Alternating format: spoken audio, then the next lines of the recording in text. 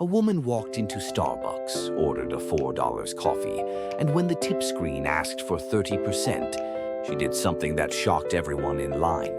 Her response went viral with 2 million views. What she did is part of a massive movement sweeping America in 2025. Quick question, how many times this week did you tip out of pure guilt? At a counter, where you served yourself? At a drive-thru where you never left your car? If you're feeling attacked right now, you're about to discover you're not alone and you're not crazy. Problem revelation. Here's what's happening across America. Tip screens are everywhere, asking for 25 to 35% before you even receive service. A recent study tracked 1,000 Americans for 1 month. The average person was asked to tip 23 times per week. Coffee shops, grocery stores, gas stations, even self-checkout machines. Sarah from Denver calculated she was spending $200 monthly on guilt tips alone. That's $2,400 per year for pressing buttons on screens. Meanwhile, Michael bought a $5 airport water bottle and was asked for a 35% tip. No service, no interaction, just extortion with a smile. The breaking point came when tip requests started appearing at places where you do all the work yourself. That's when Americans said enough is enough. The viral moment. Let me tell you about Jessica, the woman from our opening. She's a 32-year-old teacher who was already running late for work. She ordered her usual coffee, and when the screen spun around, asking for a 30% tip on her $4 drink, something snapped. Instead of awkwardly tapping a percentage, she looked directly at the cashier and said loudly enough for the line to hear, "I'm going to hit 0 tip." And that's because your employer should pay you a living wage, instead of making customers subsidize your salary. The line behind her started clapping. The cashier actually thanked her for saying what everyone was thinking. Jessica filmed the aftermath and posted it online with the caption, "Day 1 of my personal Tipflation boycott." The video exploded. Comments poured in from people sharing their own Tipflation horror stories. A movement was born, and it had a leader who wasn't afraid to speak the truth. The psychology of guilt. But why do we feel so guilty hitting no tip? Behavioral psychologist Drs. Amanda Chen studied this phenomenon and found something fascinating. A tip screen creates what she calls artificial urgency, combined with social pressure. The screen is designed to make you decide quickly while people watch. The suggested amounts are deliberately high to make 20% seem reasonable. There's often no clear no tip button, forcing you to hunt for it while anxiety builds. Tom, a software engineer, described it perfectly. "I felt like I was being mugged, but politely." He started tracking his guilt tips and discovered he was spending $180 monthly on tips for services that traditionally never required them. The psychological manipulation is real, but awareness is the first step to breaking free. The counter-revolution. The backlash started small but grew fast. Restaurant workers began speaking out about how tipflation was actually hurting them. Why? Because when everyone asks for tips everywhere, the value of tips in places that traditionally relied on them gets diluted.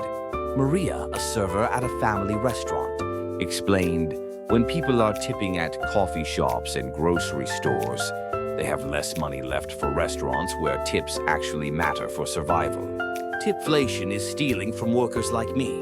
This sparked a surprising alliance. Customers tired of guilt tipping joined with service workers tired of unpredictable income. Together, they're demanding that businesses pay fair wages instead of outsourcing labor costs to customers. Cities like Seattle and San Francisco are considering regulations limiting tip screen prompts. Some businesses are voluntarily removing tip options for counter service. The revolution is working. Success stories. Let me share 3 success stories from the anti-tipflation movement. First, Jennifer from Atlanta started a tip tracking challenge on social media. For 30 days, she documented every tip request and her response. Result, she saved $150 by only tipping for genuine service. Her posts inspired thousands to track their own guilt-tipping habits.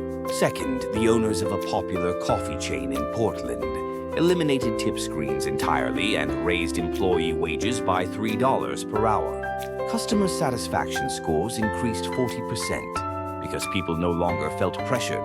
Sales actually went up because customers felt more comfortable returning.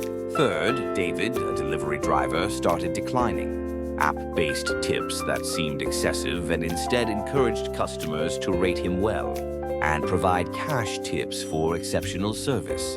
His income stayed the same, but his stress decreased because he wasn't dependent on unpredictable digital guilt tips. The practical guide. Ready to join the backlash? Here's your practical guide to fighting tipflation.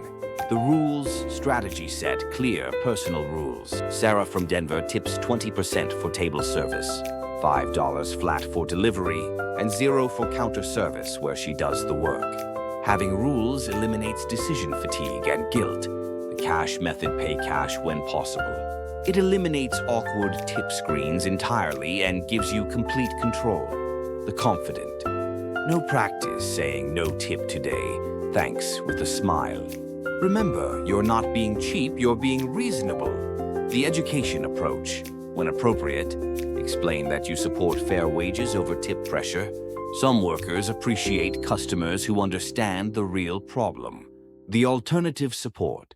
If you want to support workers, write positive reviews, recommend the business to friends, or shop during slow times.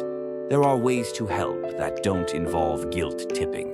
The bigger picture. This movement is about more than saving money.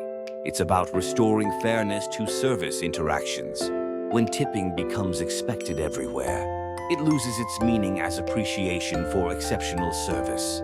The businesses profiting from tipflation aren't the workers, they're the employers, avoiding fair wages and the payment companies taking percentages of every tip. Meanwhile, customers feel manipulated and workers face unpredictable income. But the backlash is changing things. Some major chains are quietly reducing tip prompt frequencies. Others are testing no-tip models with higher base wages. When customers consistently push back, businesses listen. Jessica, our viral coffee shop hero, now leads a 50,000 people online community sharing tipflation experiences. Her message is simple. We're not anti-worker. We're pro-fairness. Workers deserve consistent paychecks, not emotional manipulation of customers. Your challenge this week: track every tip request you encounter. Notice how it makes you feel. Decide where tipping makes sense for you and where it doesn't. Then stick to your rules without guilt. Remember, you're not responsible for subsidizing employers who won't pay fair wages. Your money is your choice. Join the movement by sharing your own tipflation stories. Comment below. What's the most ridiculous tip request you've encountered? Like this video if you're tired of guilt tipping. Subscribe for more insights on taking control of your money and your choices. The tipflation era is ending because people like you are brave enough to say no. Together, we're bringing tipping back to what it should be: appreciation, not obligation.